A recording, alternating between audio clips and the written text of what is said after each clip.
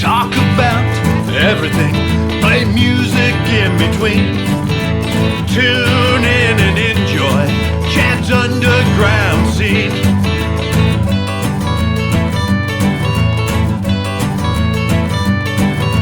Talking music, you know what I mean. Tune in and enjoy Chad's underground scene.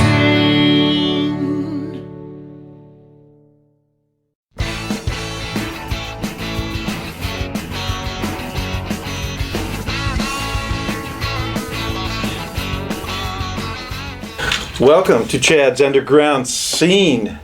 We are here in the heart of Hollywood with my friend Bruce Duff. How you doing, buddy? I'm good. How are you? How are things here in Hollywood?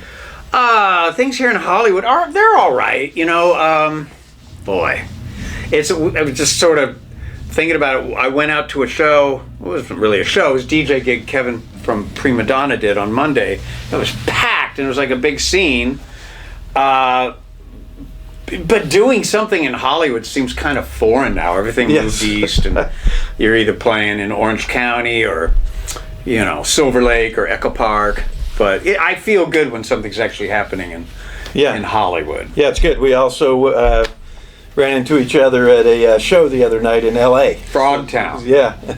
Well, they used to call that Silver Lake, and now it's got its own little thing. Yeah. But yeah, the Zebulon. Sort of become one of the more desired LA gigs as of late for the locals and touring bands that are coming through that are playing to 300 or 400 people. Right, and cool little spot for bands to play. Yeah. Good sound, good, cool DJ booth and the whole thing. Yeah. The DJ booth's a trip because it has have you ever seen inside of it? Yeah. I mean, you don't have to bring records really. Everything's there. It's an amazing collection of stuff. I don't know who owns it, but I think it's the guy who actually owns the venue, and it's pretty unbelievable. And the bar's pretty cool. You get the room with the bands. You get the bar up front with a small stage, and then outside. Yeah, plenty of outside. It's awesome. I like the place very much. Yeah. So let's go back to the early days. Troglodytes. To the early days, maybe the late 70s, 80s. And oh dear. How did things start for you with music? Oh, geez. Being in bands. I'm ancient, so things actually start with me. I got the guitar bug probably 1966. Oh, nice. I was at a friend's birthday party, and he kind of blindsided us at the end of the party. He goes, I want to show you guys something. Came in, he pulls out this thing, and I didn't even know what it was. It was it looked like a radio you would see in a movie about World War II. And then he got this, Montgomery Ward, probably a Tisco Del Rey guitar, and he plugs it in. This guy's having his 10th birthday party, just to put this in context. And starts playing. He's sitting on the edge of his bed. He's doing bar chords and stuff, and it blew my mind. Like, how did this come together? And he's like, well, I started taking lessons, and so he introduced me to his teacher. I bugged my parents till I got a guitar, and I played with that guy who ended up being a Major League Baseball player who played the World Series.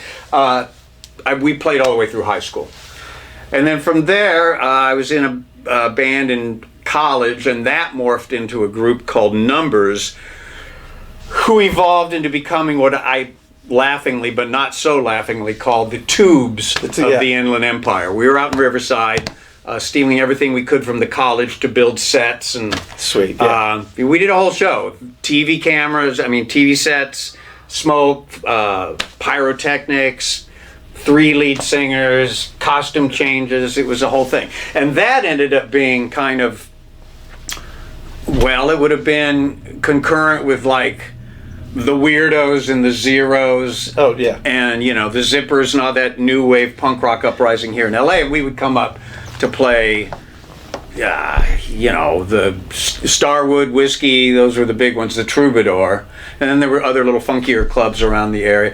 Played somewhere in Pasadena with Sweet 16 or Sweet 18? Sweet 19. Sweet 19, yeah. Which had Tommy Lee in the band. So all these kind of little crossovers. Then by 1979, it was pretty much pooped out, and myself and the guitar player, who became a filmmaker, we all moved to Hollywood. And who doesn't love the Tubes?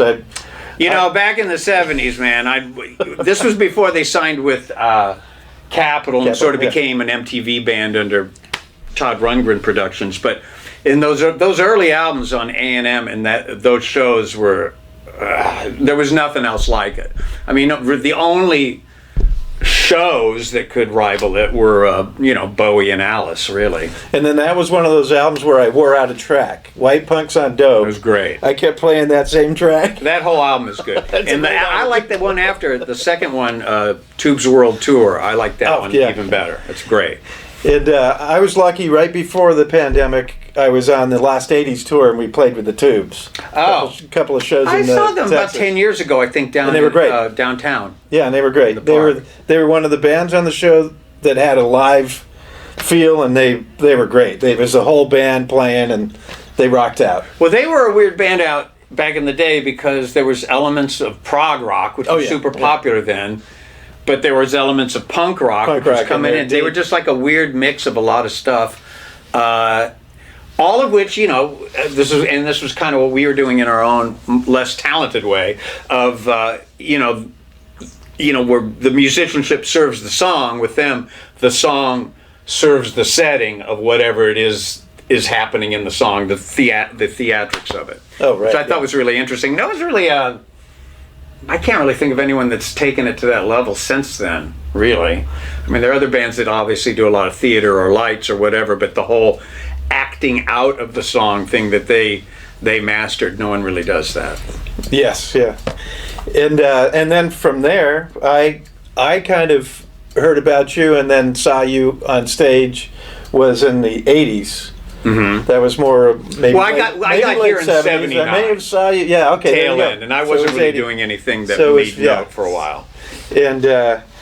And we were kind of in that same scene in Hollywood, playing a lot of clubs and hanging out at a lot of clubs, and a lot of the band members, some of them interchanged, right? And then you played bass, so you were very popular. A lot of people needed a bass player. Yeah, then and now.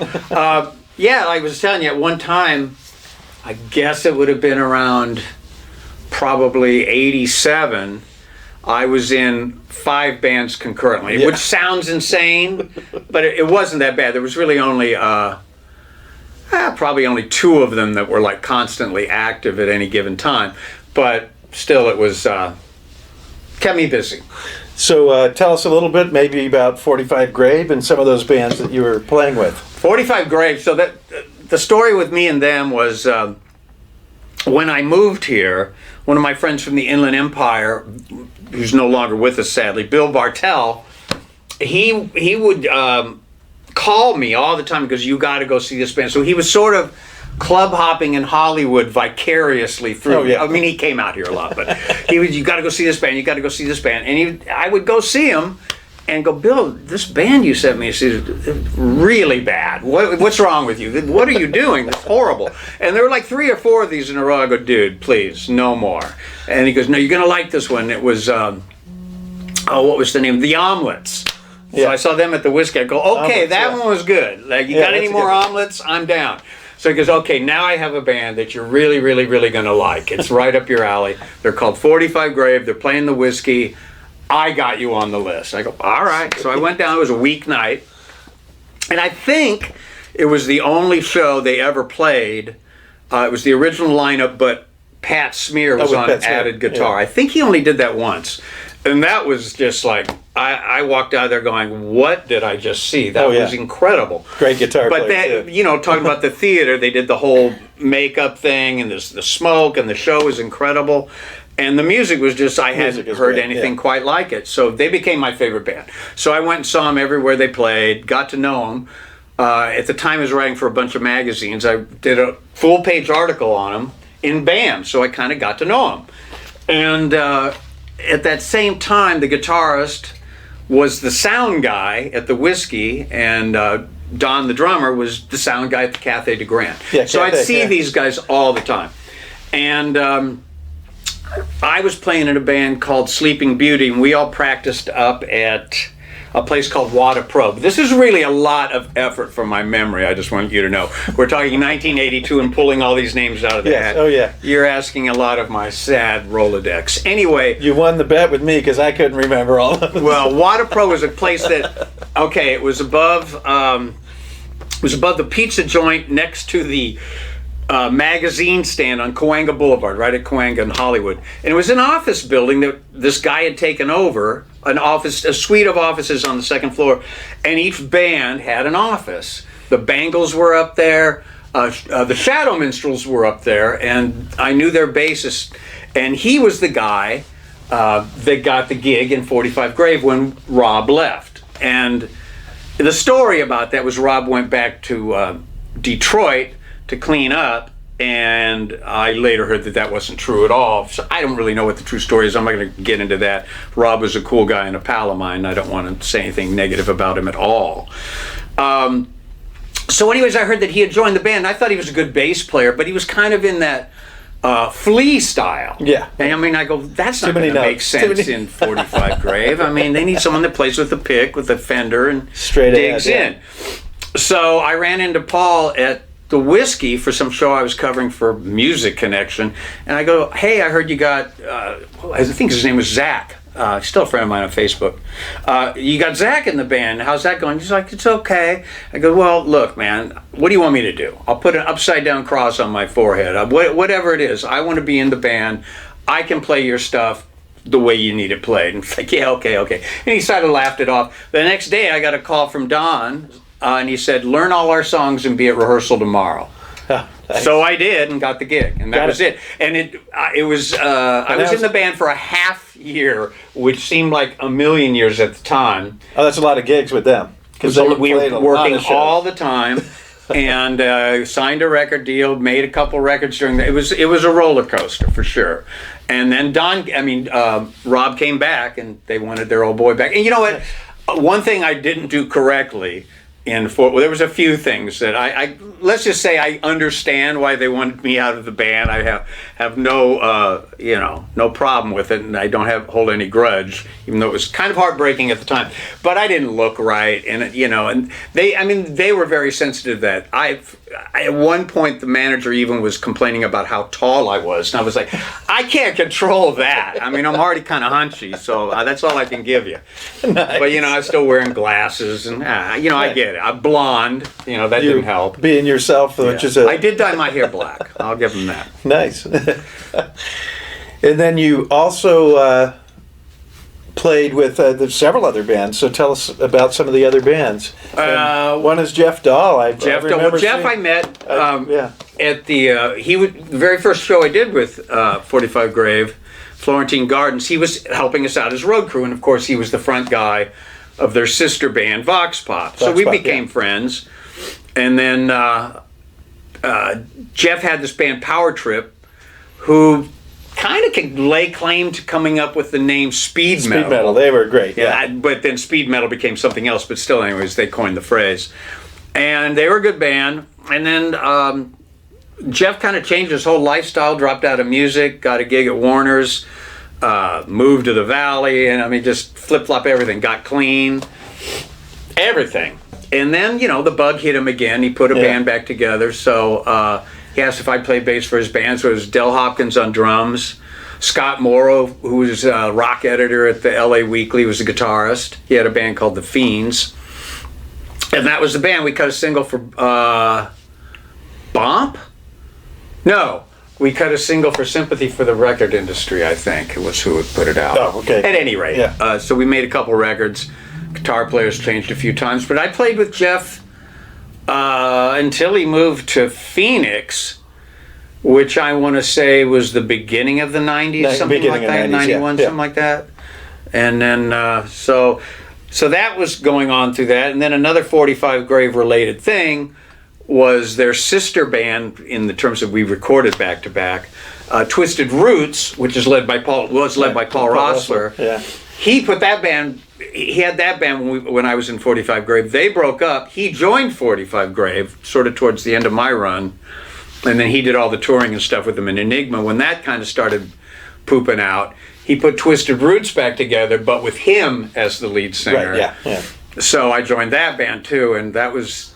Well, great band. I loved Twisted Eventually Roots. with Del Hopkins on drums too, but originally was this guy, Al was his name? I can't remember, but he had been in the Weirdos, but not the original line. Certainly it wasn't Nicky Beat. I don't remember who. He was in and out of the band pretty quick. And Des Cadena on guitar. And that lasted for a couple of years. We went up to San Francisco and made a record. I think 87 it came out, 88, something like that. And I think that broke up again. There was another Twisted Roots. They became the Morning Glories. And then that turned into Spun, which I also did, that was early 90s, and completely hilarious story. That if you want to, that's another video I can hook up for this show that I just got reminded of last week. The drummer popped up with all this stuff from it. I'll tell you that story real quick, is because it's so ridiculous. At that time, I think it was 92 or something, Germany came up with this law where there was some sort of way I can't remember exactly what it was, but you couldn't advertise cigarettes. I forget in which medium. It might have been anywhere. Yeah, I think it was anywhere, yeah. So Marlboro wanted to promote themselves some way, so they came up with this U.S. Battle of the Bands, 4 bands from different parts of America, and they were going to compete them against each other, but they threw everybody in the studio, gave us a budget to make a video, and nice. Paul got this deal somehow and changed the Morning Glories into Spun and sort of reworked the lineup. And so we made this record. I think it was just an EP and a couple videos and a little film. And then that was it. We didn't win the contest. Some like kind of Guns N' Roses-y type band won it. And that was the end of that. But it was just the whole run of it was comical, to say the least. Awesome. And Paul Ross will be the first to admit that at that point in his life, he was visiting from another planet, when we saw him at all. And, all right, I think this is a good spot. We'll break away to a video of Jeff Dahl. All right.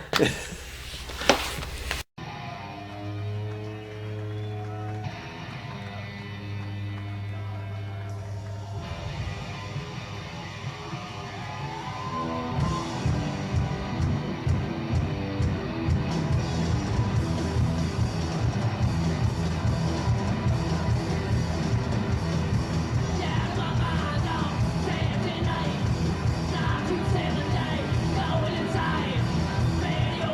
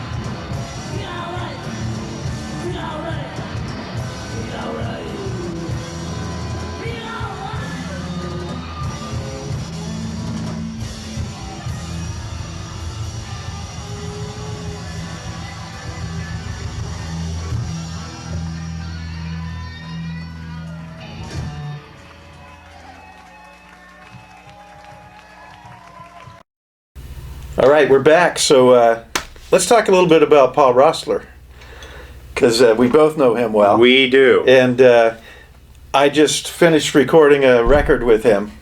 Oh. Acoustic record. He's making records, so I don't think he can keep track of what he's doing. He's so busy, so many records. Yeah. Well, it's funny. One thing about Roessler is that for me, all the time I've been here, I will zero in on a recording studio, and I'm not one of these guys, I've tried this studio, but now I got to try. When I find a home base and I'm comfortable, that's where I stay. So I probably had 4 of them over time, and I guess like around about 2010, something like that, Paul, became in charge of Kit and Robot, and he goes, hey, bring some bands over here, and I started to do just that. I recorded the 210s there, Prima Donna, the Knits, and started taking my own bands, and so it's just been my home base ever since. So that's been a really good thing. He saw that I was working with all these different groups and able to get them deals. So I guess it was 3 years ago, Josie Cotton, who owns the place, got this inquiry about, do you have other 80s material that never came out? She goes, I got a whole album. And so they found it was going to be her 3rd album for Elektra, called Everything Is Oh Yeah. Great record. Brian Setzer's on it. It's happening. So, they found the tape. They did the whole bake the tape thing and then mix it and go through the whole rigmarole. And they called me in one day and go, were playing me some of it. What do you think of this? I go, what can you say? It's a 3rd Josie Cotton Elektra record. It's great. And you go, can we do something with this? I go, oh, yeah, for sure. We could get this out and make some money and a whole deal. And so in looking at what she had going on, I said, you got this whole catalog, but it's all over the place. This record's here, that one's out of print. Oh, right. This one's never been on streaming. That's what happens, yeah. You got to get this all organized into one thing. And so we came up with the idea, why don't you start a label? And they decided to call it Kit and Robot, like the studio. And so for a year, a little longer, take this down here, reissue it, get it remastered. We got to upgrade the cover art. And one by one, her entire catalog is finally now on Kit and Robot. And then Roessler, being Roessler, was sort of like, well, this is cool, but there's also all these bands coming through here. Maybe that don't have a home. Maybe we could put them out. So the ball got rolling, and now I'm managing the label, and it's got 13. And there's quite a few. 13 artists, and I'm on suicide watch as a result. Thank you. No, it's a lot. It's a lot to deal with. We grew a little too fast, but it's rocking now, and I feel real good about it. So I'm on my 3rd album. That was my 3rd album I recorded with him. And that same thing. I went there, and I go, the magic was there, and I'm like, okay. Well, it's perfect for me because I have a Pro Tools studio here, but I can't track. I have tracked a band in my home, and it wasn't the most popular thing I did in the neighborhood. But generally, I track with him, and then I'll come here and do keys, guitars, vocals, and mix. Yeah, before that, I did probably 7 albums with Jeff Molesky from Moltrax. And where was that? He was out here. He's in New York, but he also had a studio that was in Lakewood. So we would record in Lakewood, then he'd bring the tapes back to New York and mix them there. Yeah, late 90s, I started working with a guy, Josh Aschiger, and he had Ton Studio. He was co-owner of that, and they were in the little building right across the street from what's Hollywood Highland now. We were watching them dig up the mall. But I was with him, and he moved a couple times, and he finally relocated. Yeah, Jeff was out here for quite a while. To New York. So you probably would have run into him I know his name for sure. Yeah. So I was sort of bumping around between a couple studios after Josh left, none of which I was thrilled with. And then when Paul introduced me to Kit and Robot, then that's where I've been ever since. Right, so this will be a good time to break away. Here is a video from my new album that's going to be coming out, and this song is called Devo on Dope. Oh dear.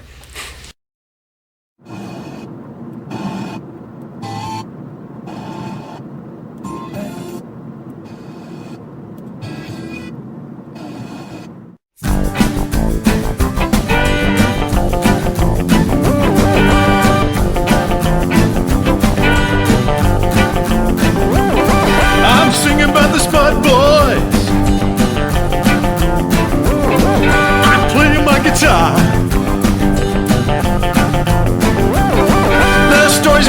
boogie boy. Well, they've gone too far.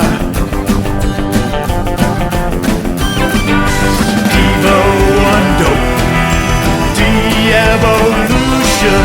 Devo on dope, Spud Boys and Boogie. Devo on dope, oh yeah, Devo.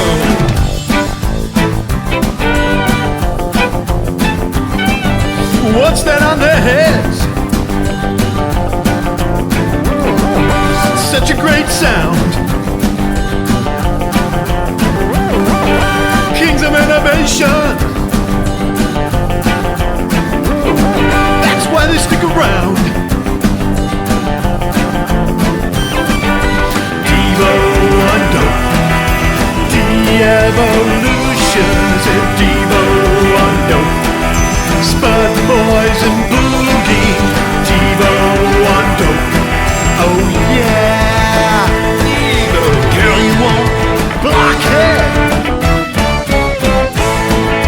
Gates still whipping. Smart Patrol get feeling. Jocko Homo Mongoloid.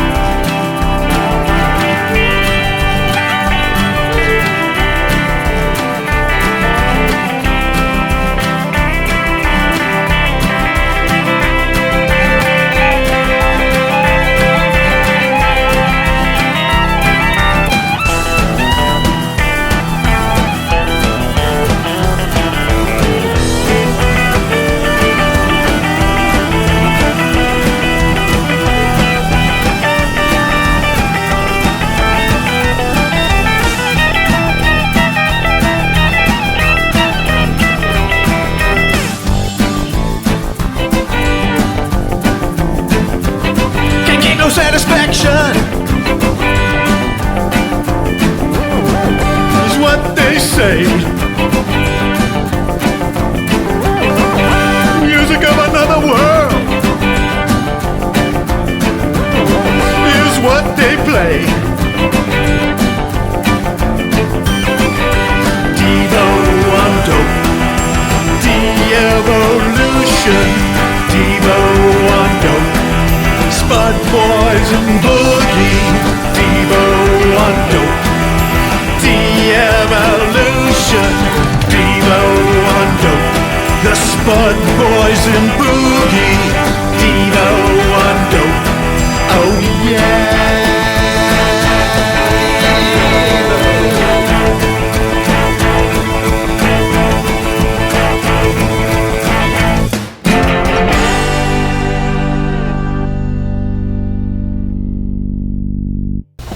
All right, we're back. So let's talk a little bit about Hollywood, because we've spent a lot of time hanging out at clubs and going to different places in Hollywood and talking to a lot of different people.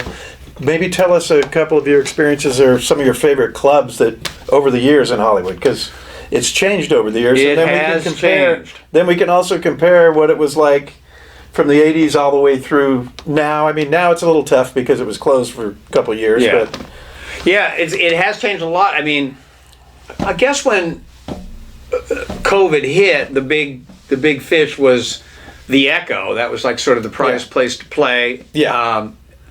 You know, and it got bought out. It's corporate now. And so now it's really difficult to get a gig there. And that's what we were talking about. The Zebulon has sort of taken its place. If you're in a, greasy rock and roll band playing punk rock, you're probably playing the Redwood. Or you're, and a couple other venues. Then you still got the whiskey, and you still get the bootleg is gone, the hi-hat is gone. Hi-hat's gone, yeah. House of Machines is gone. So it's a little bit less, whiskey's still pay to play. You can get a gig there, but you got to have 4, pay to play bands on, which is kind of sad to watch. Went and saw a friend of mine's band play at the Roxy not long ago. That's still happening. Yeah. I haven't been to the Troubadour in a million years. It's funny, like the Redwood is kind of like which is downtown. It's not in Hollywood. That's kind of like home base, and I think the last time a club felt like that was probably Bar Deluxe, when Janice DeSoto had that on Los Palmas, and that would have, I think that came to an end around 98. Yeah, so that's been a long time. Yeah, 80s. Some of my favorites was Cathay de Grand Lingerie. Cathay de Grand to the Raji's.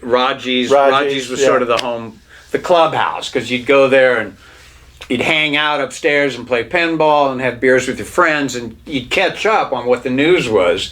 Then you'd go downstairs and have your brain blown out by loud music. Oh yeah, and then Al's Bar was another.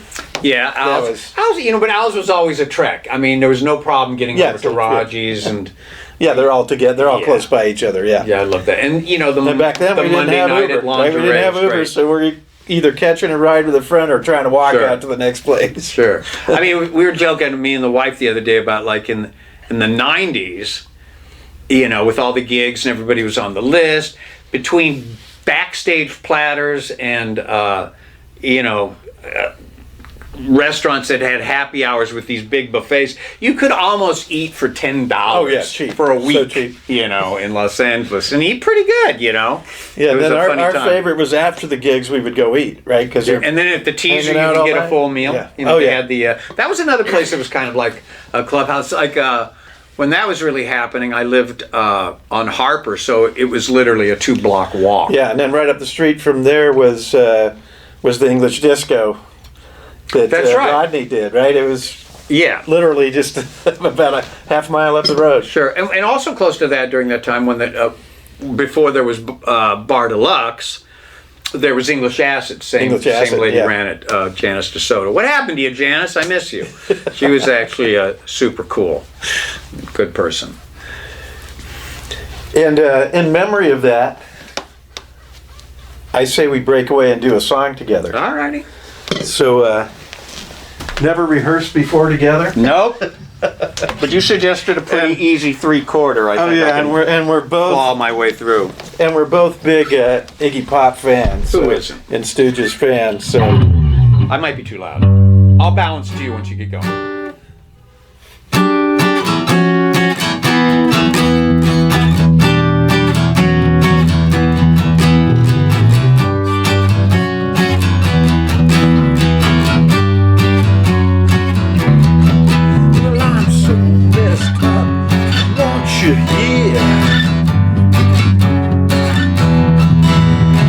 In my room, I want you here. So now we're gonna be face to face,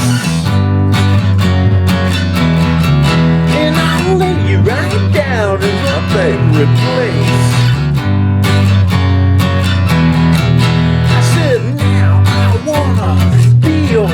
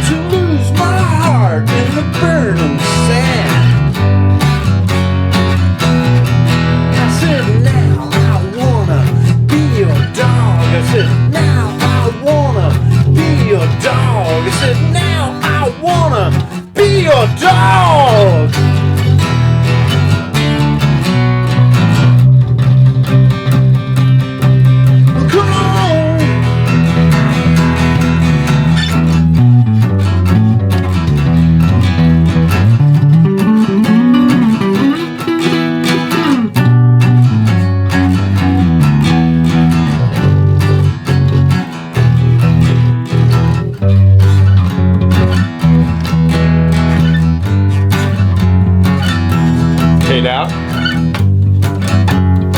Just do a little quiet verse. Well, I'm so messed up, I want you here. I sit in my room, I want you here. Now we're gonna be face to face, and I lay right down in my favorite place. I said, now I wanna be your dog. I said, now I wanna be your dog. I said, now I wanna be your dog.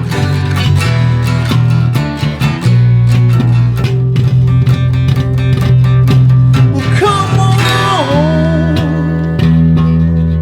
Yeah, beautiful. Rock and roll. Long live Iggy Pop. Love him. I just saw some preview footage of the Jackson Let It Be cut.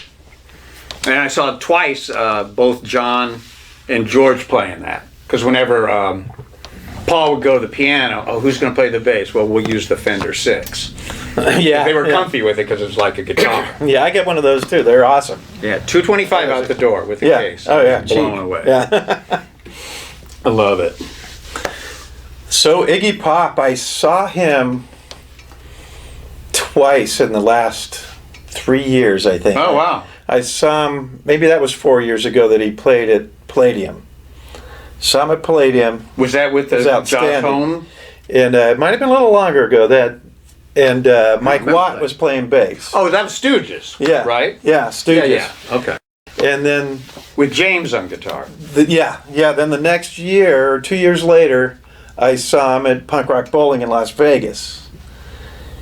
And then that was promoting his new album, so it was a whole different band. That was the sort of Queens of the Stone Age. Queens of Stone Age thing. guys, yeah. I saw that at And that the was Greek. also outstanding. Yeah.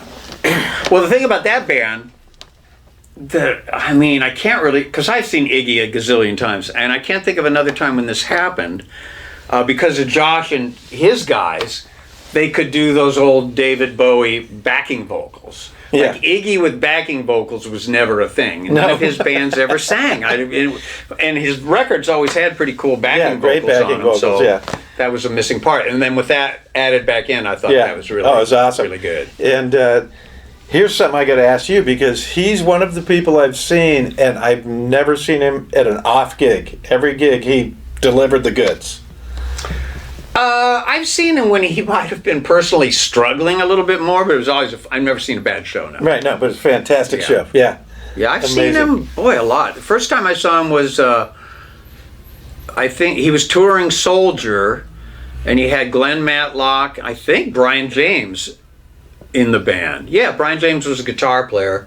Can't remember who was drumming. So that was really early on. Yeah. It was, I want to say 1980. The Yeah. opening band was X, and it was at the, Oh, what was the place called? It's not there anymore. It's a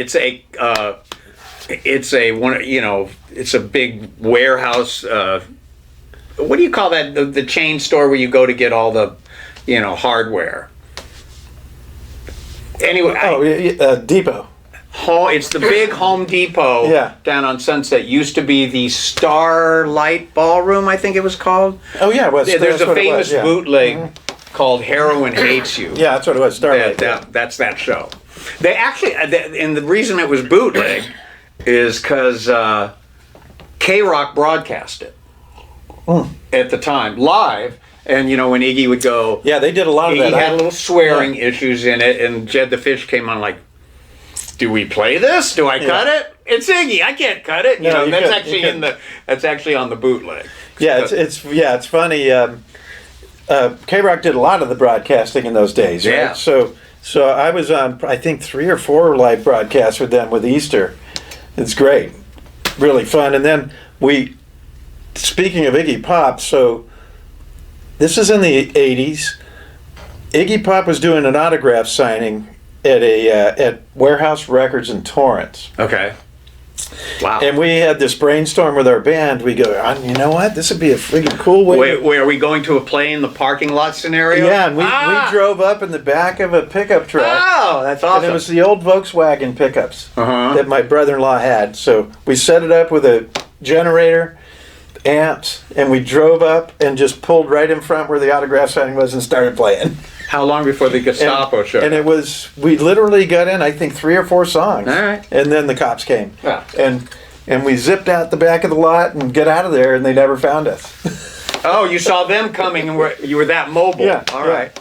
You didn't drag the PA behind we you all or just anything? jumped in. All right. And then pretty good story. 2 of us just ran into the crowd because we couldn't all get in this little tiny truck. You look like typical Iggy fans. I mean, woohoo. And we made it off all the way because my brother-in-law, he lived only a couple miles from there, so he just drove to his house in the backyard, cool. and we were.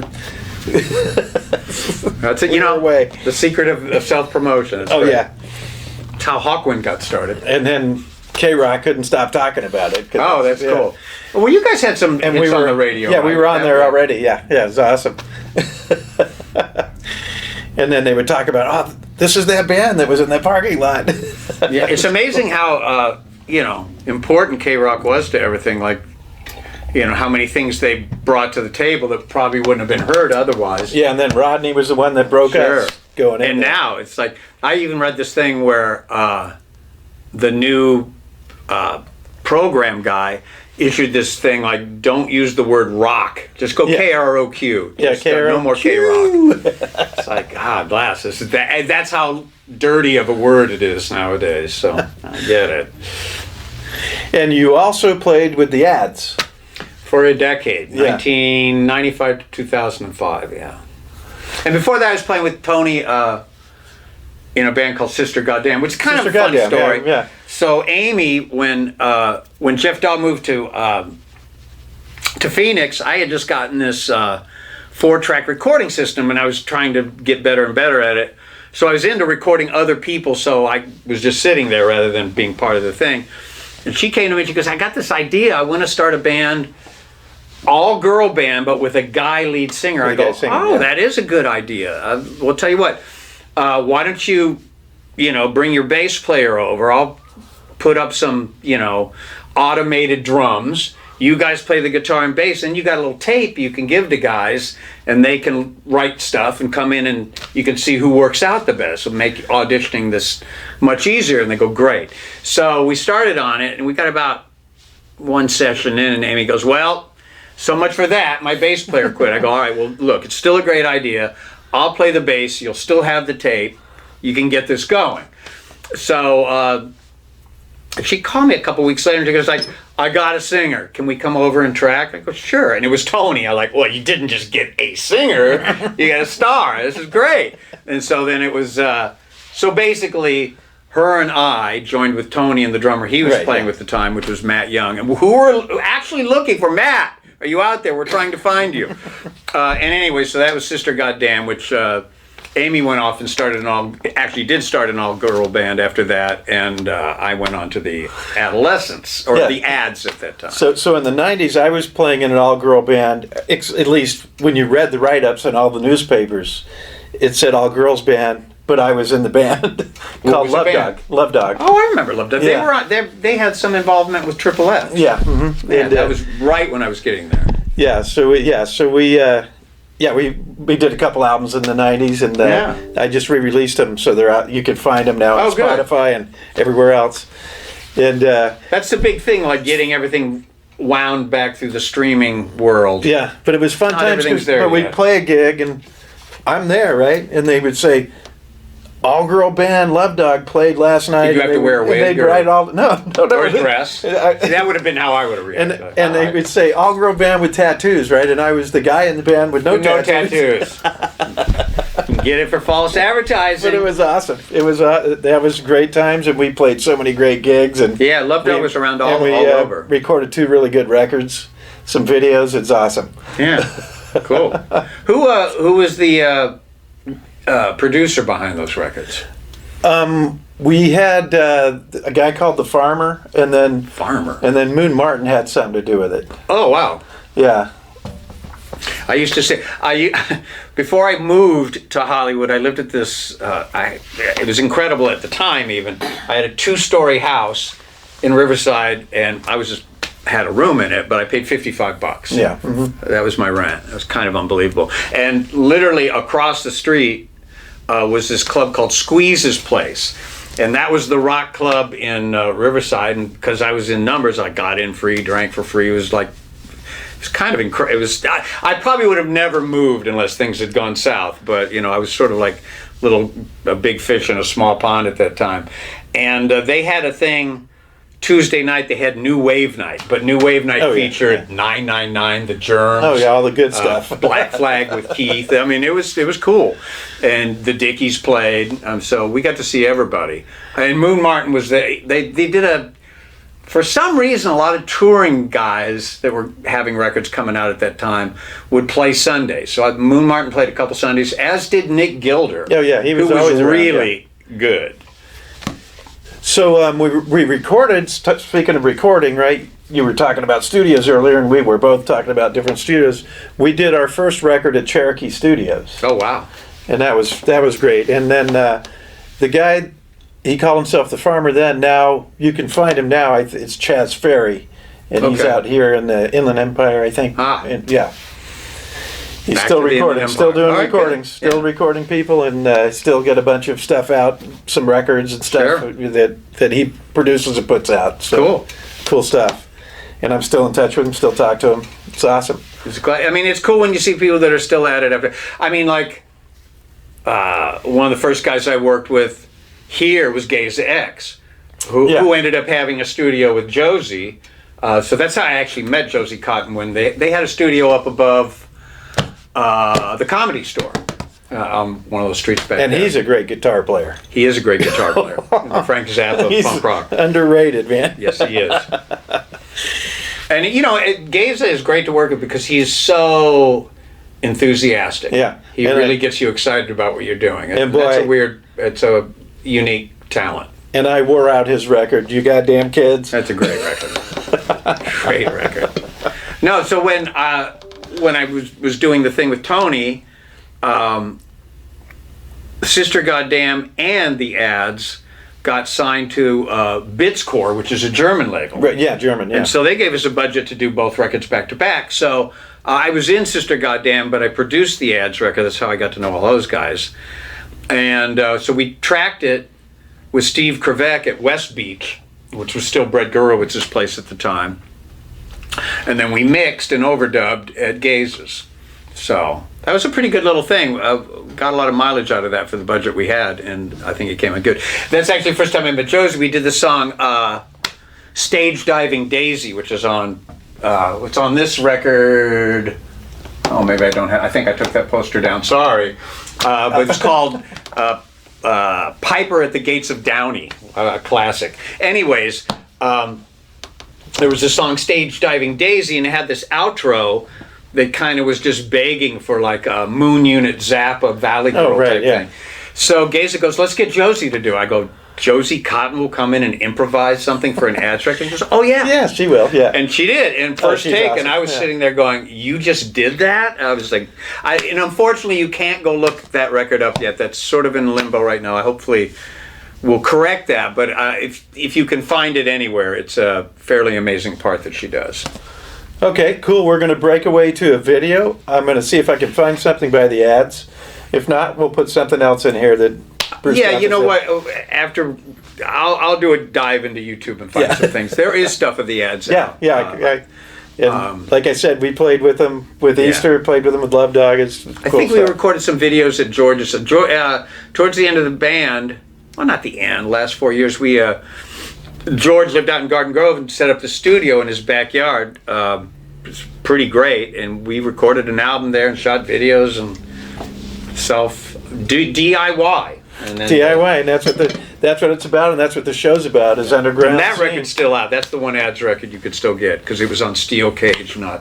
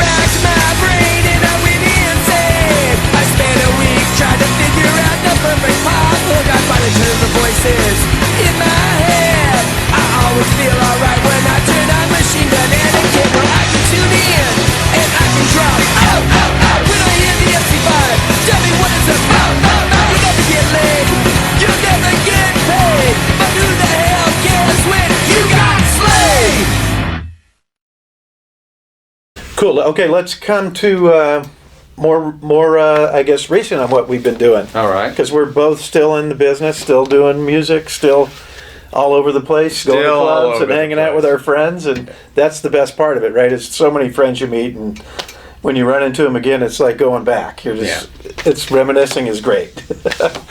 So tell us a little bit about what you're doing now. I know you're doing some DJing. I know you record music, and I know you're playing in several bands. Well, yeah, and latest thing for me is just a week ago, Sweet Justice put out our second record, and that's on a label called Archival. And that's a pretty unusual situation. Basically, the people that run Archival are all from the music placement world. So they've all had a lot of success getting things in TV and ads, films, video games, whatever it might be. So they wanted us put together a label and a publishing company that's what the focus was. So they came to Frank Meyer and myself and they said, can you guys do like some heavy blues rock kind of stomp clap stuff? And we're stomp clap. We didn't even know what it was. Oh, that's great. So they sent us a Spotify list. Like, we're looking for stuff like this. And go, well, we can do that. So we submitted about, 15 songs or something. They whittled it down to 8. We finished those up. But all the time, like they were both kind of directing how they wanted it to go, selecting the material, and paying the bills. So we're like, well, this is something really different for us. Awesome. We're going to try to see it, and if you guys can really get this placed, then that's a win-win. So that just came out. I'm pretty stoked with it. Sweet Justice, Red Line is the name of the record. It's everywhere, and we had Sweet Justice started in 2004. And we did a record with a label out in Philadelphia, and it was a cool thing. We had a little run, and we kind of morphed into a heavier band with the lead singer, sort of combined forces with the B-movie Rats, and that became Angus Kahn. And then that broke up, and we went back to Streetwalking Cheetahs. So I've had a non-stop run with Frank Meyer since 2004, which has also included us producing a lot of stuff like the first Prima Donna record and all kinds of junk. So. Yeah, and Streetwalking Cheetahs played a lot of gigs. We've done 8 gigs since... you just played recently, yeah. We've done 8 shows since lockdown ended. Yeah, I was at the one in San Pedro. Oh, yeah, that was a blast. That was, festival. That was... Wow, I mean... Bought records there and everything. Yeah. Met so many people I hadn't seen in a long time. Saw Casey there. Casey was there, yeah. Yeah. I sang with Eddie Casey Spaghetti for quite a while came up and sang with us. So it was a blast. Yeah, it was really fun, man. What else? And Nashville Pussy was so good. Yeah, and a little odd thing that happened there. Throw Rag was doing a Simon Stokes song. Yeah. I love that. And I had recorded the song with Simon, and they were sort of doing our arrangement of it. And I was like, all right, that sort of made my day. Oh, that would... And we played with them the night before, them and the Super Suckers, at Alex's Bar. Alex Bar, That was a pretty amazing gig, too. Yeah, and that's a nice spot right there in Long Beach. Yeah. I'm glad Alex... I'm glad they were able to keep it together. He made it through it. That was a tough one for him, I know. Really tough, really tough. And he's one of the good guys. And he's get everybody back in there playing. It's awesome. Yeah, and so, other than that, I'm doing a band called The Magnificent, which I've been with, some of these things, they sound like new things. I feel like I've been with The Magnificent for a decade now. That could be possible. But that's Manfred Jones fronts it, a fellow named Nathan Young. And it's like 60s, Sam and Dave soul band. And I'm the bass player, which means I'm the lead guitarist because it's a soul band. Yeah, so it's pretty fun to do. Riffs, yeah. So it's a blast. Awesome. And we have some new stuff coming out too. And we're the guitar player in the band actually started writing material that's pretty perfectly fits. So we've been slowly, as it started out as a cover band, we've been slowly putting together original material, which we plan on recording and releasing. And you're also doing a little DJing. Oh yeah. I've been doing that for since I don't know. I think I started at Imperial Gardens back 90s. That's the 90s, yeah. Yeah. Well, through Janice DeSoto gave me my first gig, so I used to do there in English Acid. Kind of laid off it for a while, and then Kevin from Prima Donna goes, "Let's DJ," and so we started doing Chavito El Chavo down on Sunset in Silver Lake. And I go, well, let's bring in my friend Casey Balmer to do this with us because she knows a lot of people and she lives around the corner. So she'll pull in a lot of crowds. And so I'm still DJing with her. We DJ once a month at a place called 82 downtown, which is a barcade. So I get to DJ and keep my pinball skills in order. Nice. Yeah, pinball skills are important. They are. All right, and we'll talk a little bit about me then. I'm doing acoustic also. I'm playing with Big Mess. So you playing with who? Big Mess, my band Big Mess. Oh, I'm familiar with that. Okay. Yeah, so we're playing live gigs. I'm playing live gigs acoustic, and most of the acoustic gigs I have a bunch of guys from Big Mess, and we call it Little Mess because it's acoustic. Very cool. You were telling me about the ukulele stuff. Yeah, and I have a little bass ukulele, so sometimes I pull that out. And I need to see that. And then our drummer plays washboard and bongos in that set. Okay. This is a lot of fun. So, everybody stay tuned for that. We'd like to thank you for coming out to see Chad's underground scene with my friend Bruce Duff. Thank you. And remember, it all starts in the underground. If you can dig your way out. That's it. That's the trick. Peace.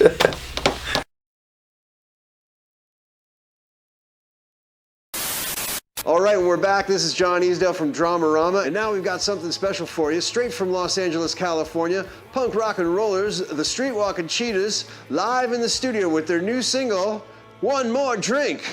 Take it away, boys. Okay, everybody set? Camera speed.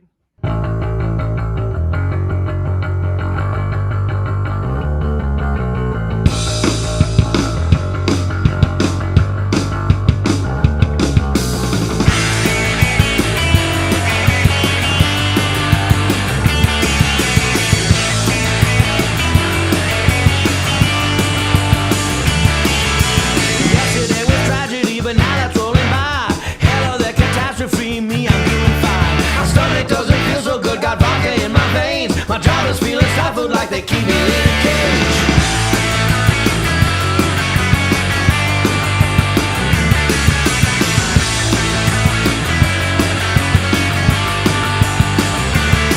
I think I smell like gasoline, my car's a dirty wreck. My ex-wife wants the money from the last two canceled checks. This headache's definitely killing me, I think I'm going wild. Stress will be the death of me, or will it?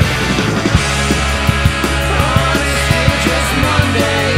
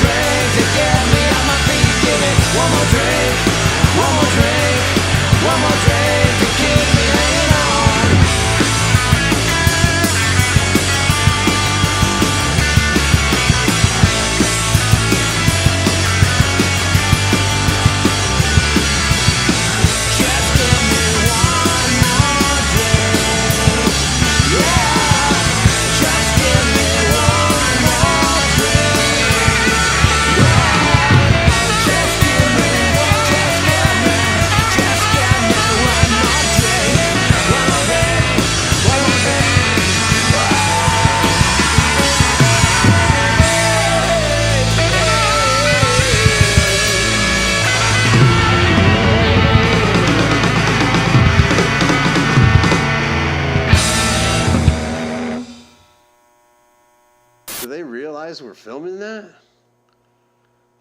That is not professional.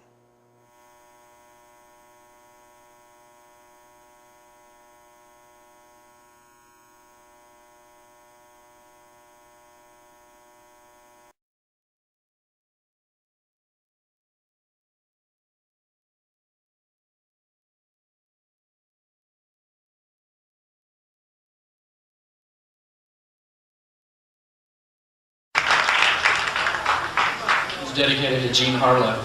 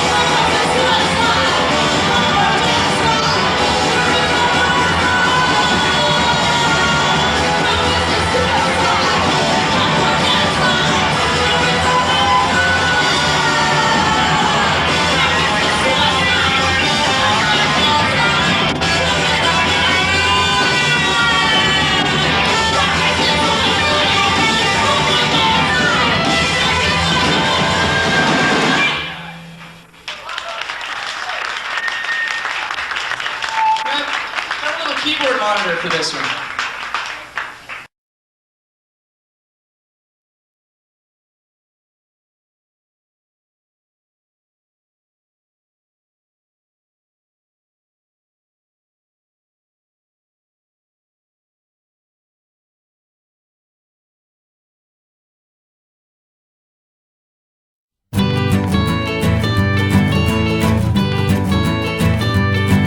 We talk about everything, play music in between.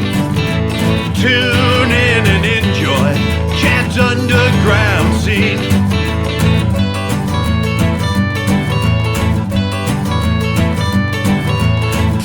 Talking music, you know what I mean.